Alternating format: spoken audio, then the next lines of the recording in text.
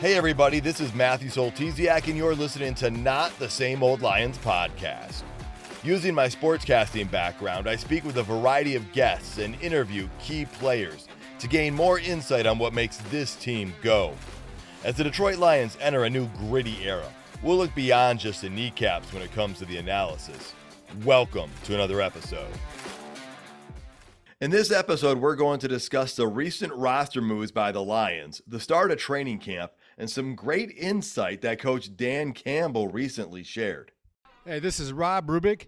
Stay tuned for more great insight from This Is Not the Same Old Lions podcast. I'm joined today by Coach Jerry Angers, named Michigan High School Coach of the Year, as well as Coach of the Week by the Detroit Lions. He's also mentored numerous players to the college level and some all the way to the NFL. Good to have you here, Coach. Hey, great to talk to you, Matt. How's the summer going? Hey, it's going well. You know, some ways it's going too fast, but as far as football goes, it can't go fast enough. I agree with that. I saw that the cat podcast with Lomas, man. Great job. It's just great to hear a guy from that's been inside those locker rooms before discuss what's going on. It's awesome. He was a great interview, super nice guy, and awesome insight that he provided. Yep. He's a good one. I've known him for many years, and he's always been genuine. That's for sure. Well, let's start with the roster moves that came up last week. The Lions made a trade with the Jets for wide receiver Denzel Mims. Now, word hit the street the Jets were going to release him if they couldn't find a trading partner.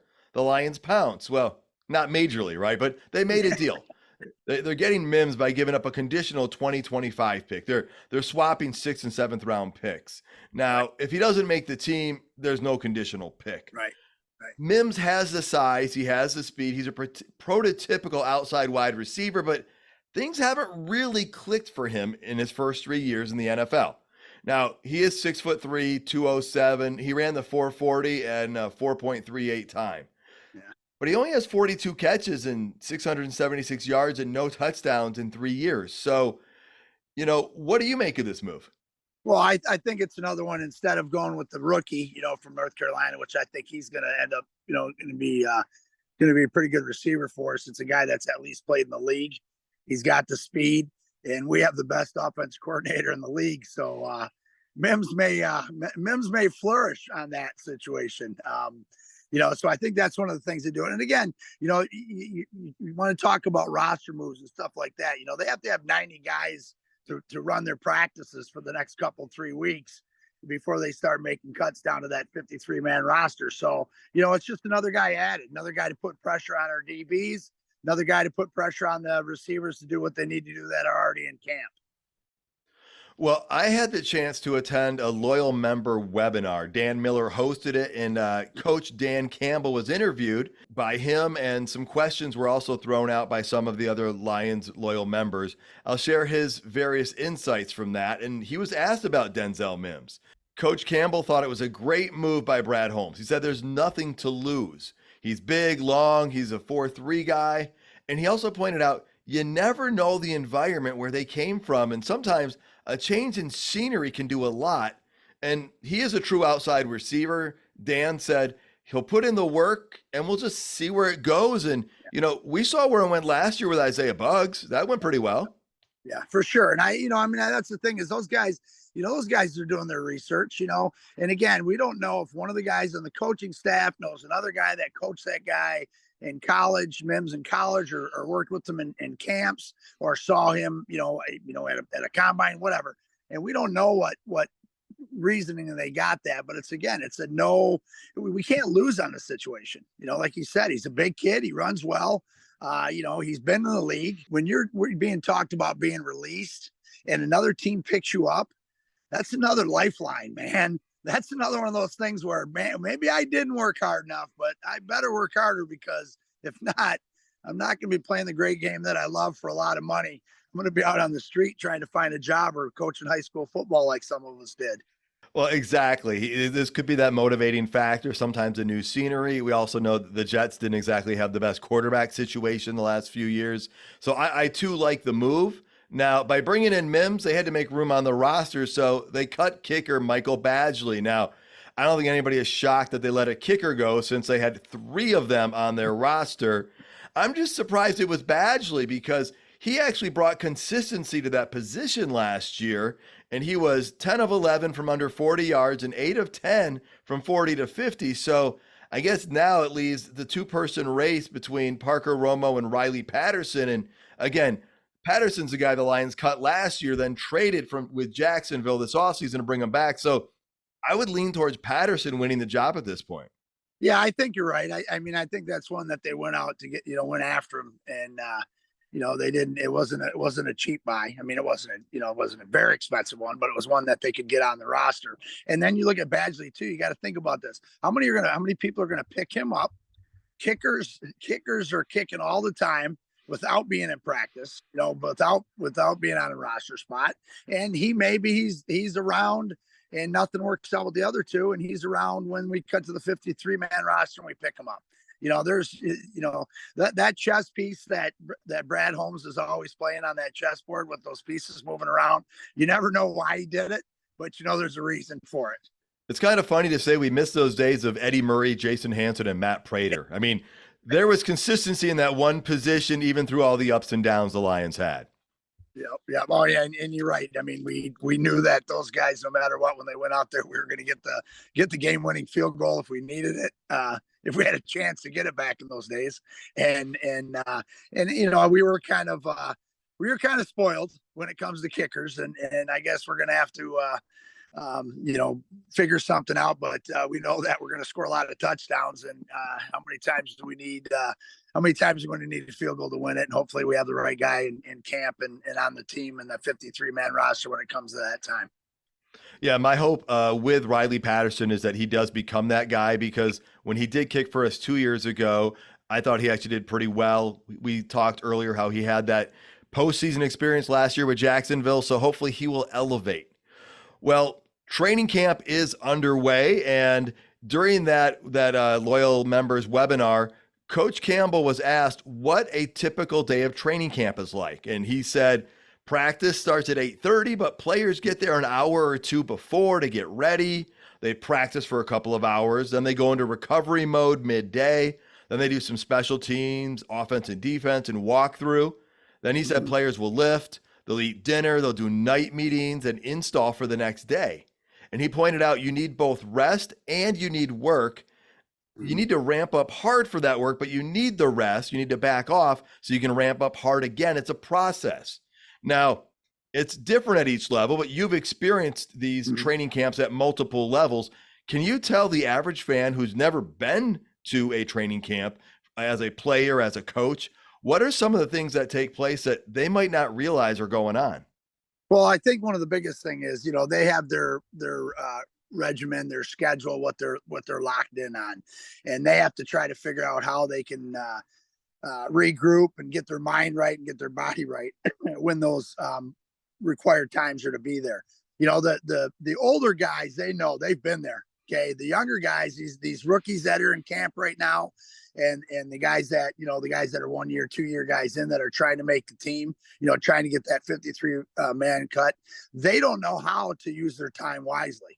And one of the big things is it's a mental game right now for these guys. The guys that know the playbook, they're going to play fast. The guys that don't know the playbook are not going to play fast.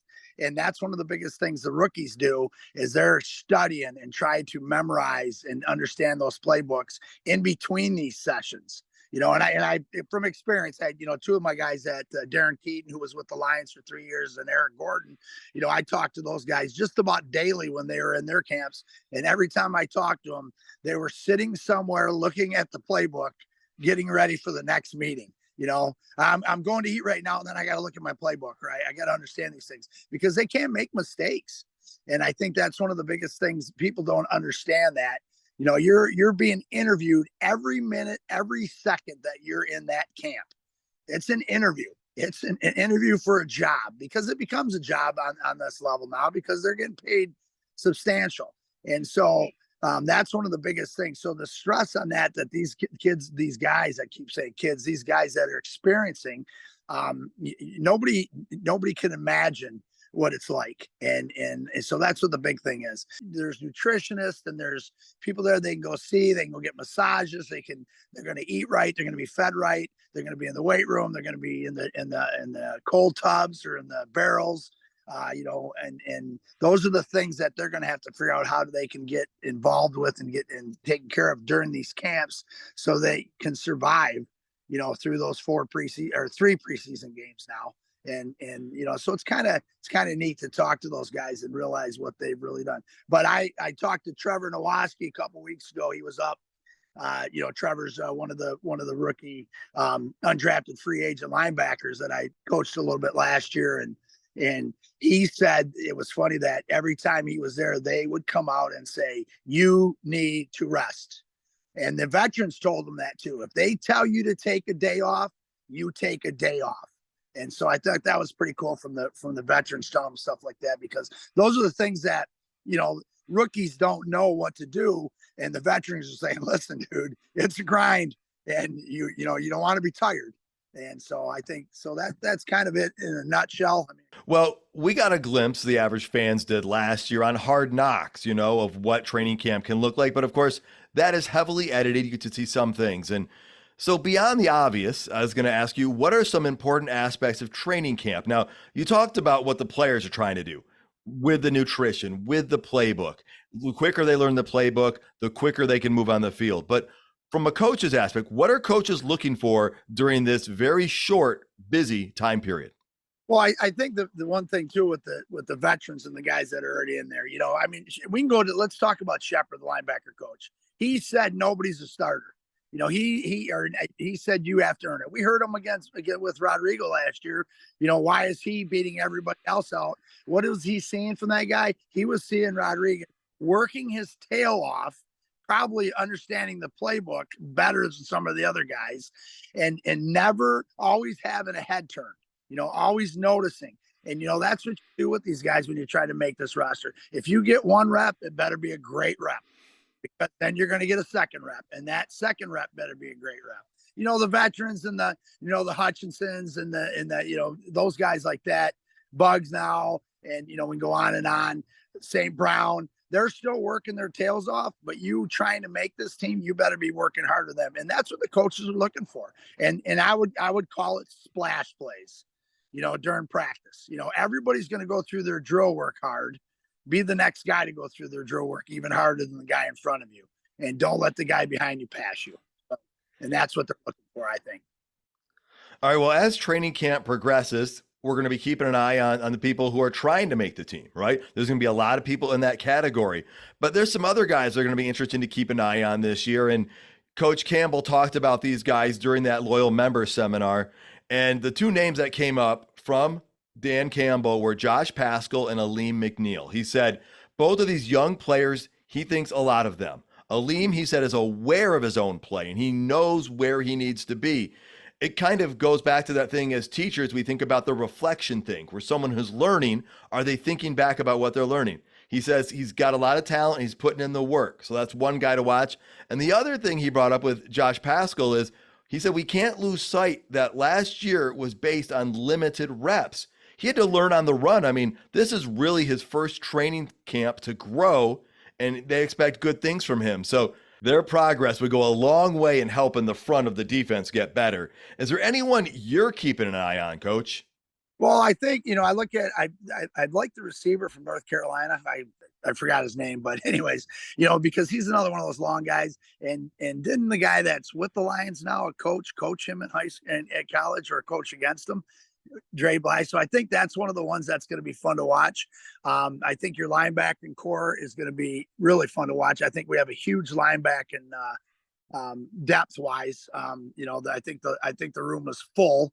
And so those are going to be fun. Paschal, I like him because he is one that, I read up on, he came to us from Kentucky. He was a 3-year captain, maybe a 3 or 4 year captain. Everybody's like, why'd they draft him? Well, he can play a bunch of different positions. And again, we threw him in. I think he was hurt the first 5-6 games. Then we threw him in and he made plays. He made splash plays, and again, Houston's going to be a fun one too. From that other DN spot. And so I think those are it. Bugs McNeil, I think he really worked his body into shape so that he could be quicker. I think he dropped a ton of body fat. I think it was like 10%. Is that correct? They're saying the best shape of his life is what we're hearing. So yeah, and that I heard too. And I mean, I saw some pictures of him, and those are things that that those guys want to produce. And again, if they get 20 reps a game or 10 reps a game, they're going to be the best at the best of their ability. They're going to give us everything they have. So, defense wise, we're watching defense wise because that's the one that, everybody thought was poor last year. But look at the last 10 games. And, those are things, those stats, we can look at that. So I think those are the guys you're watching because those are going, again, corner wise, safety wise, we would have been looking for development on that a little bit more, but we brought some veterans in and some guys that have already produced. So I think it's going to be watching the development of them playing together as one team and understanding each other's, roles and understanding the defense. So that, that's it in a nutshell. I mean, I think team defense is going to be the biggest one, but those smaller integral parts are going to be the ones that are going to make the team defense that much better. Well, towards the end of training camp, there's going to be some tough decisions looming, and we're far from that yet, but just want to throw some ideas out there. Coach Campbell was asked about that and what he looks for with those last roster slots. And, he said, in those last few spots, the things they look for in a player is, do they contribute on special teams? And if you have developmental traits, but you just need more time, are you a worker? And if you fit into one of those categories, those are some things that they try to hold on to those guys. Now, for you as a coach at the end of training camp, it might not have always been looking at cuts, but there's definitely looking at the depth chart. And the Lions are going to be doing that, especially as we talked about on the defensive line and at the wide receiver position. So what are you looking for in those situations? Well, I think that's the thing. You're going to watch whether it's, you're watching them during practices with your eyes, but you're also looking at them on tape and you're also looking at how they carry themselves. And special teams is huge. A lot of these rookies, a lot of these guys, their goal is, can they play special teams? Because if they can play special teams, they become depth guys. And especially if you can get a third string linebacker that can run down on punts and kickoffs and he can be a shield or be a guard on the punt team. I mean, those are big things that they're going to look for. And those are the extra parts or the extra things that they do during practice that people are going to go, we got to keep that guy. Everybody watch Hard Knocks and we listen to how they're talking about, this guy can play special teams.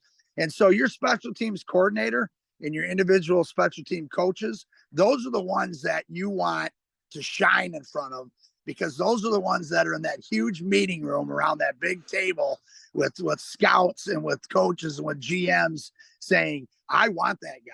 And then if you get a second special teams guy that says, I want that guy, and then all of a sudden the position coach says, man, he works pretty hard too, and I think he's pretty smart. He's developmental. They're going to keep him. And I think that's the point that you're making. And that's the point that they're talking about. What Coach Campbell was saying was that's what they're looking for these extra guys. Because, man, when you get down to that 53 roster spot, and then you got to go to the guys that you're going to send to the, down and be there for practice and stuff with the training and things like that. Those are the ones that you want to keep around, that they know that they still have and they can pull and pluck from wherever they need them and be able to play positions. Kind of going right along with what you were saying, I forgot to mention the other part he brought up was the brotherhood aspect of the team. And he says he just loves watching the guys come in, going to work, and seeing how they interact with each other. And we're going to get more to that in a minute because that plays a big role in this team. And you and I have already talked about this a bit. But here's some other nuggets from that loyal member event. Coach Campbell was asked if he's the same or how he's changed as a coach from his first day in Detroit till now. And he said he believes he's the same person and the same coach as what he believes in. But he said, when trying to get things set up, you have to adjust a lot on the run. He said now he's feeling like he can adjust a lot faster.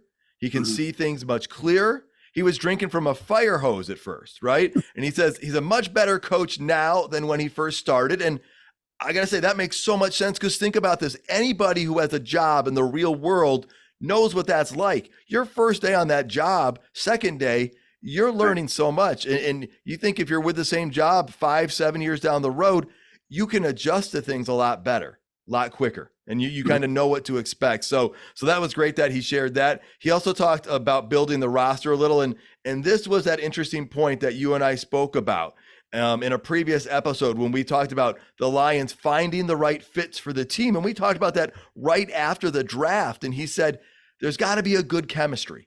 He said he and Brad have been very selective about who they bring in. He said, it's not just about talent. He said, it's talent and character, because that will help battle through adversity, because every team's going to face it. And they want to build the players in to have the right chemistry to work with each other. So knowing that they're going to work and fight for each other. And again, you and I talked about that. I'm going to go back to your thing with Lomas. Lomas talked about Wayne Fonts. Lomas talked about, and I knew Lomas and David Lutz and those guys. I love dropping names like that, but it's worth it.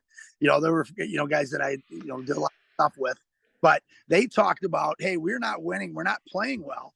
And what happened was they went in, it was a closed door meeting and stuff, and they said, we got it pretty good with the Wayne Fonts, and we need to, as a team and as teammates, and and we need to step up on our own and make things right, so we don't lose a guy like Wayne Fonts. I think Dan Campbell is a guy similar to that they want to play for him, and they're going to do. It's sort of like your child, that, man. When they want to please dad, and they want to please Dan Campbell, and they know that he's going to be tough on it, because that's part of what it is. And I think you go back to that. If the locker room is not good, there's individuals or prima donnas in the locker room, they're not going to come together as a whole and do what Dan Campbell, the coaching staff, wants, and also what Brad Holmes brought them in for.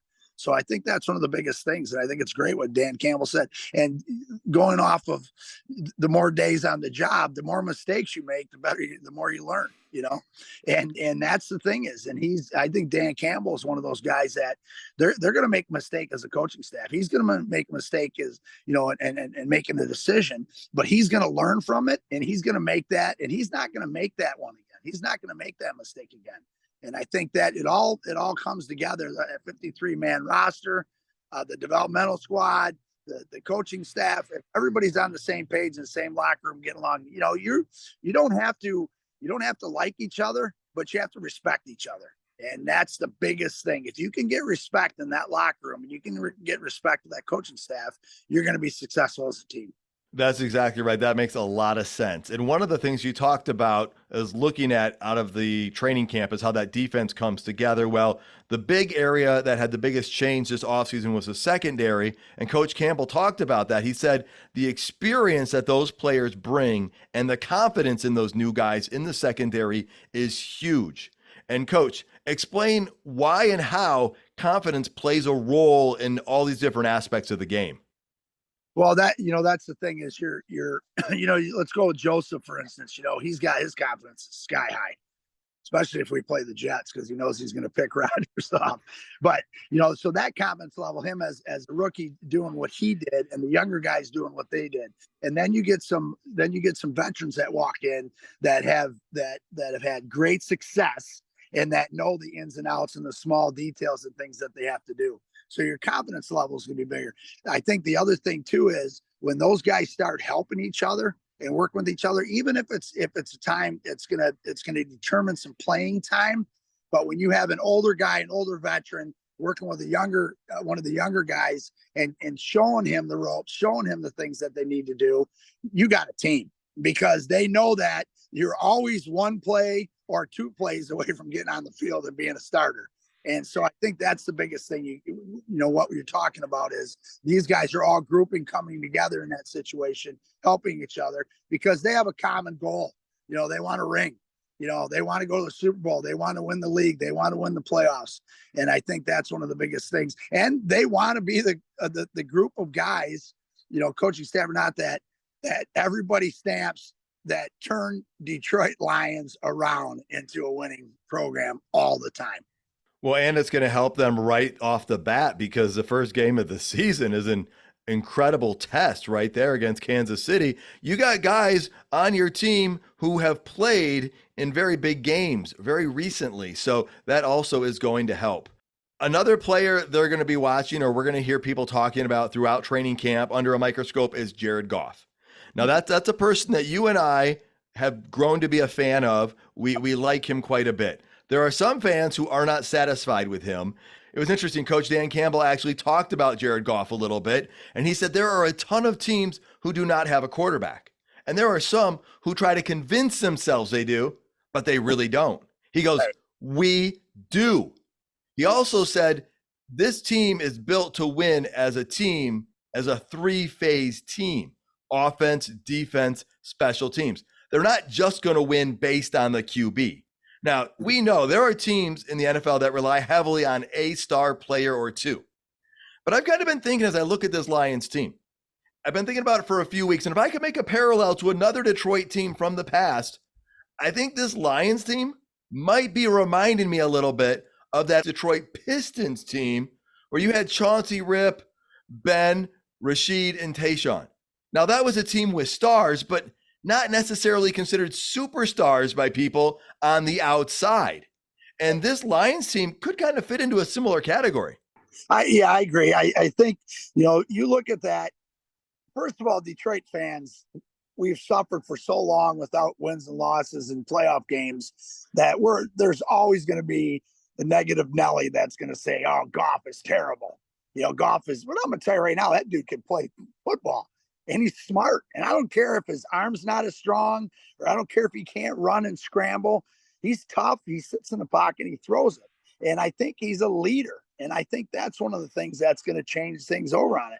And again, last time I checked, there were on offense, there's 11 guys on the field. There's 11. If the center doesn't snap the ball well to Goff, then Goff he's in shotgun. He has to take his eyes down to get the ball. Then he has to look up and read the defense. Then he has to make the throw. Then the receiver has to get open, but the route may be delayed. I mean, we can go on and on about what's right and what's not, about Goff. But I'll tell you right now, he's ours. I think he's hungry. He doesn't care. I think he wants to win. He has all of these people behind him just waiting to say, I told you so. And that fuels a guy. And that's why I think Jared Goff he's going to carry us. He's going to carry us when he has to carry us. And he's going to be a teammate when he has to be a teammate. But he's always going to be a leader. And those are the things that we have to look at with the Jared Goff. And when Dan Campbell says we have a quarterback, he's not lying. And there's a lot of teams out there. We could go on and on about those teams that, this guy's going to be a great quarterback, or this guy's going to be a great quarterback. But let's look at his numbers, and his numbers don't lie right now. No, I agree with you completely, and I am very excited about what Jared Goff is going to bring to the table this year. Now, on the next show, we're going to talk about the hype train and the Detroit Lions, but during the loyal member event, Coach Campbell said they talk about this hype. They acknowledge it. They don't hide from it. They hear it. And he said, we were 1-6 last year. The narrative was out there that we were bad. And then we win 8 of 10 and things change. So it's not black and white. It's a lot of gray. He goes, what matters is the work that goes in. He said, we had to scratch and claw to win 9 games last year. He said, I told the players, we have to put the work in. You have to trust your coaches and trust your teammates. He said, the emphasis is on the work. And he said, the expectation is we need to do everything we can to be better than last year, and things will take care of themselves. And he also said, you can't worry about the uncontrolled stuff, but be prepared to adjust when that happens. That is the goal. So I love the fact that he acknowledged the hype, and they're not putting their head in the sand and acting like they don't hear it, because it's impossible to not hear. How would you treat hype with your teams going into the season in the past? Well, we always did that. We had some pretty good teams, and we talked about it, and people were talking about how great we were, or all of a sudden the Detroit Free Press ran a app that we were number 3 in the state and things like that. But, those mean nothing. Nothing counts. Nothing matters until the last game. And that's at the Super Bowl. Nothing matters or counts until you win, a game each week. My biggest thing was, hey, we have to be 1-0. If we're not 1-0 every week, we're not going to reach our goals. And if you don't get that 1-0, then you regroup and start over again. I think so. I think that's the biggest thing. With him saying about them basically grinding through 9 victories, now he can push them and say, hey, we won 9. We had 9 victories last year where we had to grind, but we didn't have any. Did we have any easy ones, guys? Did we work on it? Why did we have to struggle? Why did we have to score 35 points in one game because our defense gave up 28 or 32 or whatever? And those are the things that you're going to bet on. Those guys are going to feed off each other, and you set your goals on how many points or how many possessions and things like that you're going to do on offense a game. You set your goals on what your defense is going to do to stop people in the game. You set your goals on what your special team is going to do, and they're going to win hidden yardage. And if 2 of those 3 things work out each week, you should have a victory. And I think that's one of the things you have to set it. And I agree that, they are hearing it. They are seeing it. They cannot not see it or hear it. But look at what Herman Moore said, this week. I think it was on Twitter this week that Herman Moore came out. Herman Moore is a Lions fan. He played there, but he also knows that we could get an injury. We could get something could happen in those situations.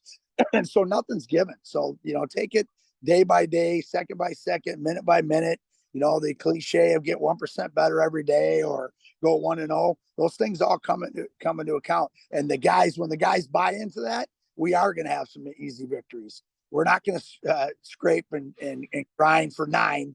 We're going to be looking at 12. We're going to be looking at 13. But again, they have to get themselves to that point. And reading the hype and reading the newspaper clippings is not going to get us there. The work is.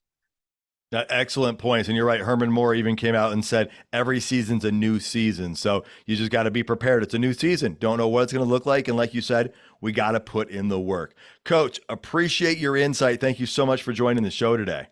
Oh, love it as usual. Enjoying summer. Don't want it to fly by, but man, I want to hear those pads cracking. As do I. I'm looking forward to that as well. Again, folks, we'll talk more about the Detroit Lions hype train in our next episode, so keep an eye out for that. We'll also be getting down to training camp as well.